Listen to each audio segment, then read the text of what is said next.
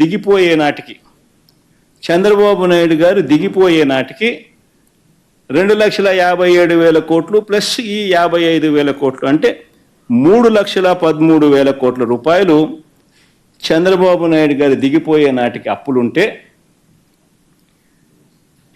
మా ప్రభుత్వం వచ్చేసరికి మా ప్రభుత్వం వచ్చేసరికి ఆ అప్పులు వీళ్ళు చూపించిన దాని ప్రకారమే 4,90,000 మా ప్రభుత్వం దిగిపోయే నాటికి గవర్నమెంట్ అప్పులు 4,91,774 కోట్లు ప్లస్ గవర్నమెంట్ పూచీపడ్డ అప్పులు 1,54,000 కోట్లు, అంటే రెండే కలిపితే 6,46,000 కోట్ల రూపాయలు. అంటే వాళ్ళ చంద్రబాబు నాయుడు హయాంలో 3,13,000 కోట్లు ఉన్న అప్పులు మా హయాంకి వచ్చేసరికి, మా హయాం అయిపోయేసరికి 6,46,000 కోట్లు అప్పులుగా వాళ్ళంతకు వాళ్ళే చూపించడం జరిగింది.